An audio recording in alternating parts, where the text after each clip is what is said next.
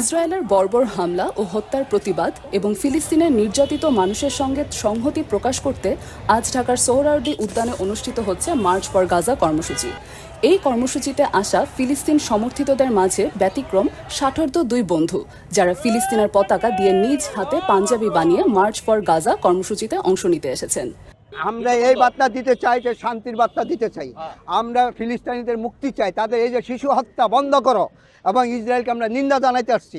যেহেতু ইসরায়েল এই শিশুর উপর অত্যাচার অবিচার না করে, আমরা এই জন্য প্রতিবাদ করার জন্য আসছি। ফিলিস্তিনি মুসলমান যেভাবে হত্যা করতেছে ইসরায়েলরা, ওইগুলো দেখে আমাদের মনে কষ্ট লাগছে। রোজার মাস তাদেরকে ইফতারি করতে দেয় নাই, রোজার মাস তাদেরকে খাওয়ান দেয় নাই, তারপরে রোজার মাস তাদেরকে বোমা নিক্ষেপ করে তাদেরকে হত্যা করা হয়েছে। তা দেখে মুসলমান, তারাও মুসলমান, আমরাও মুসলমান, ওদের জন্য আমাদের মায়া লাগছে। মায়া লাগার পর থেকে আমার হৃদয়ে রক্তক্ষরণ হয়ে আমরা এগুলা করছি।